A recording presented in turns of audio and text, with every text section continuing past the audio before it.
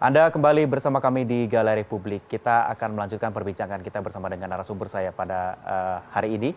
Saya ke Pak Zulkarnain dulu. Terakhir mungkin apa yang ingin disampaikan terkait masalah hal ini mungkin sebagai mantan yang pernah bekerja secara langsung di satu periode yang sama begitu dengan Pak Adam Damiri. Silakan Pak Zulkarnain. Baik, kalau bagi saya itu punya pepatah Jawa, yang salah itu seleh. Nah, dapat saja orang itu dikatakan salah sepanjang memang terbukti unsur-unsurnya. Manakala tidak terbukti ya seharusnya hakim juga menggunakan kewenangannya. Boleh-boleh saja hakim membebaskan, nggak ada masalah kan gitu.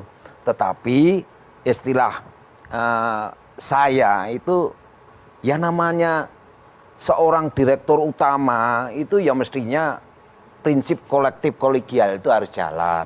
Satu. Terus kemudian harus dilihat siapa berbuat apa. Tidak mudah karena seorang direktur itu secara moral bertanggung jawab secara keseluruhan, iya. Tetapi secara hukum itu tindak pidana itu sifatnya mandiri, bisa bersama-sama juga bisa. Manakala memang faktanya ada korelasinya antara ini dengan ini, ada hubungan di mana dilakukan, nah seperti itu. Saya sebagai karyawan Asabri juga merasa, loh kok bisa seperti ini gitu loh. Mestinya walaupun keyakinan hakim itu dilindungi oleh undang-undang, beliau adalah wakil-wakil daripada Tuhan. Tetapi apakah tidak mungkin ada khilaf, namanya manusia? Demikian. Kita pun ada kekilapan begitu maksudnya ya? Ya. Baik, saya ke Pak Abdul Fikar. Silakan Pak. Saya mau terkait masalah penanganan hukum di Indonesia khususnya dengan korupsi begitu ya. Bagaimana dengan negara kita selama ini? Apakah sudah benar begitu? Itu tadi, seperti pernyataan saya pertama, kita setuju ya bahwa pemberantasan korupsi itu harus digalakkan di sektor apapun gitu. Tetapi di sisi yang lain, mestinya juga penegakan hukum harus memperhatikan selain prinsip-prinsip hukum juga hak asasi manusia. Artinya hak-hak terdakwa juga diperhatikan gitu ya. Hak-hak para pihak lah diperhatikan semua.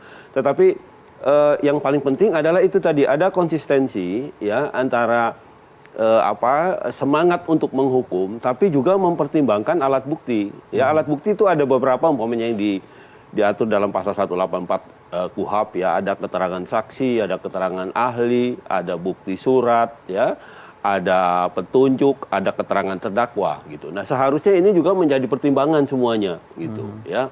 Mempertimbangkan dan ada pertimbangan sendiri kalau diterima, ada pertimbangan sendiri kalau ditolak gitu. Jadi setiap fakta persidangan seharusnya ada argumen argumen yang menguatkan bahwa betul loh fakta ini seperti ini. Nah, hakim harus punya argumen sendiri gitu. Jadi tidak hanya meminggirkan atau menggunakan gitu, tetapi tetap juga ada pertimbangan. Itulah yang disebut dengan pertimbangan hukum itu di dalam putusan-putusan. Nah, ke depan saya kira pengadilan, sekali lagi saya secara umum saya sangat setuju sekali pemberantasan korupsi itu. Tetapi tetap harus dalam koridor-koridor penegakan hukum yang benar.